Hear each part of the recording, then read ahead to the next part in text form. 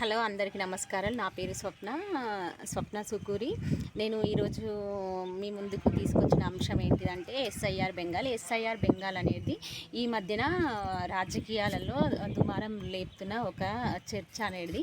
అసలు ఎస్ఐఆర్ బెంగాల్ అంటే ఏంటిది, ఎస్ఐఆర్ బెంగాల్ పైన ఎందుకు రాజకీయాలు ఇంత దుమారం రేపుతున్నాయో తెలుసుకుందాం. అసలు ఎస్ఐఆర్ అంటే ఏంటిదంటే స్పెషల్ ఇంటెన్సివ్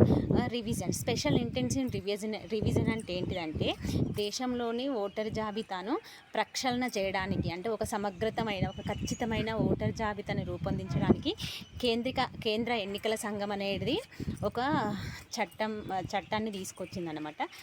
అసలు దీని ప్రకారం ఏంటిదంటే దేశంలో ఉన్న ఓటర్ జాబితాను విస్తృతంగా లోతుగా ఖచ్చితంగా నమోదించడానికి ఇది గ్రీన్ సిగ్నల్ ఇచ్చిందన్నమాట. ఇది చట్టపరమైనదా కాదా అంటే ఇది చట్టపరమైనదన్నమాట.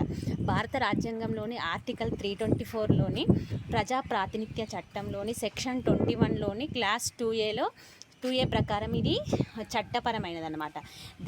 దీని ప్రకారం కేంద్ర ఎన్నికల సంఘం ఏం చెప్తున్నదంటే భారతదేశంలో ప్రతి 20 సంవత్సరాలకు ఒకసారి ఓటరు జాబితాను విస్తృతంగా లోతుగా సవరణకు గురి చేయడం మంచిదని అది చెప్తున్నదన్నమాట.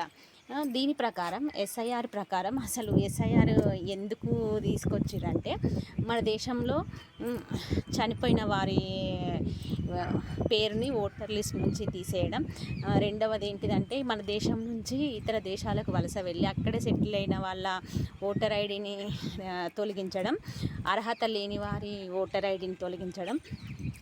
నెక్స్ట్ వచ్చేసి ఏంటిదంటే అన్ని అర్హతలు కలిగి ఉండి 18 సంవత్సరాల వయసు గల ప్రతి పౌరుడికి ఓటు హక్కును ఇవ్వడం కోసము ఎవరైతే ఉన్నారో 18 సంవత్సరాల నుండి ఉండి వారికి ఓటు హక్కు లేకుంటే వారికి ఓటు హక్కు ఇవ్వడం అనేది దీని యొక్క ముఖ్యమైన ఎజెండా అన్నమాట. ఈ ఎస్ఐఆర్ అనేది ఎలా అమలు చేస్తారంటే కేంద్ర ప్రభుత్వం బూత్ లెవెల్ ఆఫీసర్ని ఇందులో కీలక పాత్ర పోషించేలా చేసిందన్నమాట. ప్రతి బూత్ లెవెల్ ఆఫీసర్ అనేవాడు ఆ ప్రాంతంలో ఉండే ప్రతి ఇంటికి కనీసం 3 సార్లు వెళ్ళి ఆ ఇంట్లో ఉన్న వాళ్ళ ఓటర్ ఐడీలు వ్యక్తిగతంగా ధృవీకరించిన తర్వాత ఆ వ్యక్తులనే ఫామ్ 6 అనేది ఫిల్ చేయడానికి ప్రోత్సహిస్తాడన్నమాట. దీని ద్వారా మన దేశంలో నిజమైన ఓటర్దారులు ఎవరు అనేది తెలుస్తుందన్నమాట. ఈ విషయాన్ని ఈ మధ్యన డిఎంకే, కాంగ్రెస్, టీఎంసీ పార్టీలు అనేటివి వ్యతిరేకిస్తున్నాయి. ఎందుకు వ్యతిరేకిస్తున్నాయి అంటే ఇది రాజకీయ కుట్ర అని, అధికారంలో ఉండే పార్టీ తనకు ఎవరైతే ఓటయ్యారో వారి ఓటర్ జాబితాను తొలగించడానికి ఇలాంటి చర్యను తీసుకుంటుందని ఈ పార్టీ ప్రతిపక్షాలు అనేటివి దుమారం రేపుతున్నాయి అన్నమాట.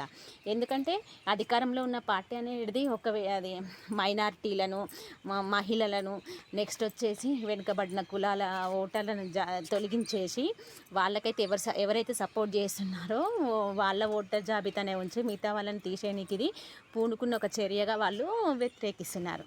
అయితే మమతా బెనర్జీ ఈ విషయం పైన ఎస్ఐఆర్ బెంగాల్ పైన మమతా బెనర్జీ ఏకంగా సీఎం లెవెల్ ఉన్నామే రోడ్డు పైన బైఠాయించి దీన్ని వ్యతిరేకిస్తుంది. ఎందుకు వ్యతిరేకిస్తుంది అసలు అంటే ఎస్ఐఆర్ వల్ల మేము చాలా నష్టపోతాం, ఇట్లా ఓటర్లను కోల్పోతామని. కానీ వాస్తవానికి వస్తే ఎస్ఐఆర్ బెంగాల్ అనేది బెంగాల్లో చాలా ఇంపార్టెంట్. ఎందుకంటే బెంగాల్ అనేది భారతదేశానికి సరిహద్దు రాష్ట్రం అన్నమాట. ఈ బెంగాల్ రాష్ట్రాన్ని సరిహద్దుగా పోలి ఉన్న దేశం ఏంటంటే బంగ్లాదేశ్, మయన్మార్ అన్నమాట.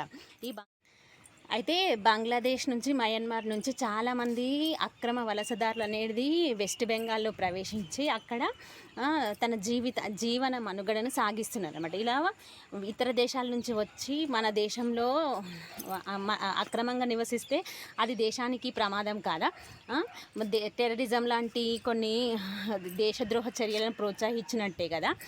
అసలు మళ్ళీ ఇప్పుడు ఒకవేళ వేరే దేశం వాళ్ళు మన దేశంలోకి అక్రమంగా చొరబడితే మన దేశ వనరులకు, మన దేశ భూభాగానికి కూడా ప్రమాదమే కదా. మరి ఇదెందుకు వాళ్ళు ఆలోచించట్లేదు? ఒకవేళ ఎస్ఐఆర్ అనేది అది వ్యతిరేకమైన చర్య అయితే అసలు మీరు ఆ చర్యను అనేది ఎందుకు ఖండిస్తున్నారో ప్రజలకు అవేర్నెస్ తేండి. అంతేగాని మామూలుగా అక్రమ వలసదారులకు ఓటర్ ఐడి ఇవ్వడం అనేది కూడా చాలా మంచి విషయం కాదు. ఎందుకంటే ఇప్పుడు మన ఇండియన్స్ ఎక్కడన్నా వేరే దేశాలలో అక్రమంగా నివసిస్తే ఆ దేశాలు మన ప్రజలని శిక్షించకుండా ఫ్రీగా వదిలేస్తారా?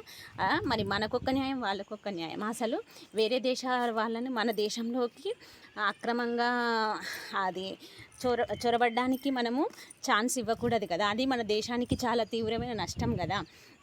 ఈ ఎస్ఐఆర్ ప్రకారం ఫస్ట్ బీహార్లో దీన్ని అమలు చేసినమాట. అక్కడ దాదాపు 70 నుంచి 80 వేల ఫేక్ ఓటర్ ఐడీస్ ఉన్నాయి. మరి ఇది కరెక్టేనా? అంటే ఇప్పుడు ఒక నిజాయితీ గల లీడర్ గెలవాలంటే ఈ ఫేక్ ఐడీతో గెలవగలుగుతాడా? గెలవలేడు కదా.